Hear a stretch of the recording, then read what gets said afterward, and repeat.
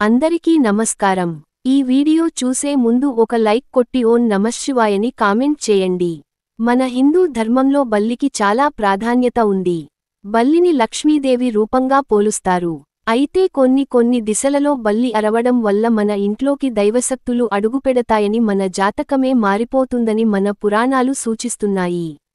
అయితే ఏ దిశలో బల్లి అరిస్తే మన ఇంటికి మంచి రోజులు వస్తాయి, మన ఇంటికి మంచి రోజులు వస్తాయి, మన ఇంట్లోకి దైవ శక్తులు అడుగుపెడతాయి అనే విషయానికి గురించి ఈ వీడియోలో మనం తెలుసుకుందాం.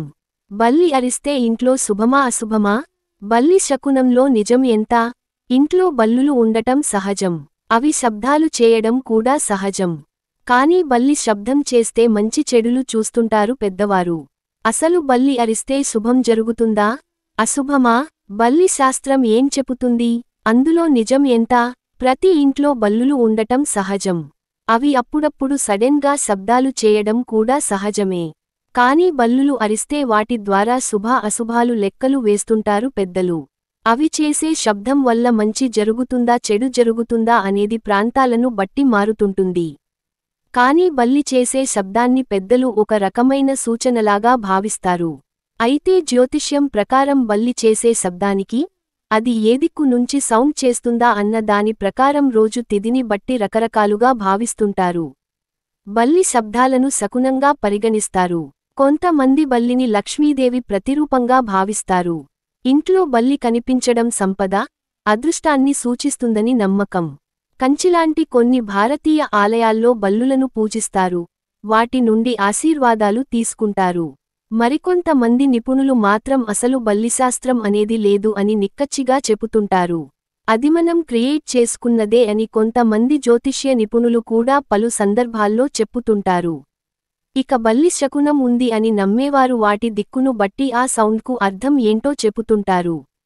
బల్లి తూర్పు దిశలో శబ్దం చేస్తే అది మంచిది కాదు అని, అది కూడా ఆదివారం అలా అరిస్తే భయ సూచనగా భావిస్తారు.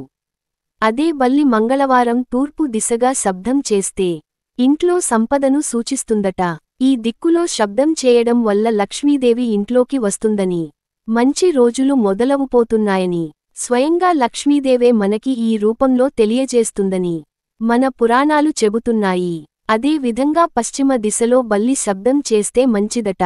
అది కూడా శుక్రవారం ఆ శబ్దం వింటే ఆనందం కలుగుతుందని, మన ఇంట్లో లక్ష్మీదేవి తిరుగుతుందని పెద్దల నమ్మకం.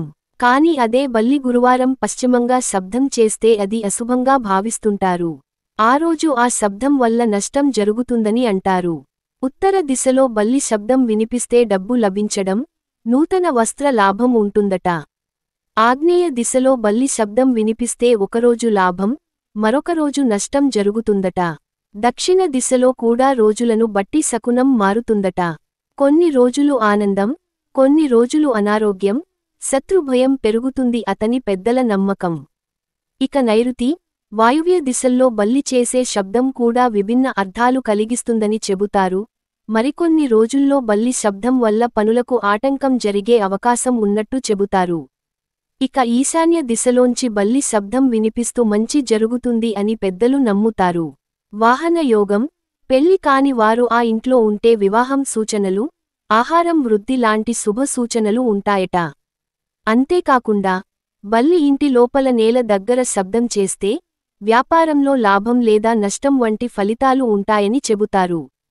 ఇంటి పైకప్పుపై దూసుకుపోతే కూడా కొన్ని రోజులు విజయానికి, కొన్ని రోజులు విపత్తుకు సూచనగా పరిగణిస్తారు. ఇక ఏదైనా నిర్ణయాలు తీసుకునే సమయంలో ఇంట్లో చర్చలు జరుగుతుంటాయి. ప్రతి ఒక్కరూ తమ వర్షన్ను వినిపిస్తుంటారు. అయితే ఎవరైనా మాట్లాడేప్పుడు బల్లి శబ్దం చేస్తే వారు చెప్పేది నిజం అవుతుంది అని నమ్ముతారు పెద్దలు. బల్లి శుభం పలికింది అని నిర్ణయం తీసుకునేవారు కూడా ఉన్నారు. ఈ నమ్మకాలు శాస్త్రీయ ఆధారాలు లేకపోయినా పంచాంగం ప్రకారం చాలామంది ఇప్పటికీ పాటిస్తారు. మనకు మంచిగా జరగబోయే పనులకైనా, జాగ్రత్తలు తీసుకోవాల్సిన విషయాలకైనా ఈ శకునాలను ఒక సూచనలాగా తీసుకోవడం అనేది వెనకట నుంచి వస్తున్నదే. ఇక ఫైనల్గా చెప్పాలంటే, బల్లి శబ్దం ఎప్పుడు, ఎక్కడ, ఏ రోజు వినిపిస్తుందో అన్న విషయాన్ని బట్టి అది శుభమా, అశుభమా అనే ఫలితాన్ని పెద్దలు నిర్ణయిస్తారు. ఇది నమ్మకాల మీద మాత్రమే ఆధారపడి ఉంటుంది. ఇప్పటికీ చాలా మంది బల్లి శకునాలను గౌరవంగా భావిస్తూ ఉంటారు. బల్లి అరుపులను బట్టి అది శుభమా లేదా అశుభమా అనేది నిర్ణయిస్తుంటారు. దీనికి శాస్త్రీయ ఆధారాలు లేవు. బల్లి అరుపులను శుభంగా లేదా అశుభంగా పరిగణించడం అనేది వ్యక్తిగత విశ్వాసాలు, సాంస్కృతిక నేపథ్యంపై ఆధారపడి ఉంటుంది. ఈ వీడియో మీకు నచ్చినట్లయితే ఒక లైక్ కొట్టి ఇలాంటి ఎన్నో వీడియోలు మీరు పొందాలి అనుకుంటే సబ్స్క్రైబ్ చేయడం మాత్రం అస్సలు మర్చిపోకండి. ఓం నమఃశివాయ.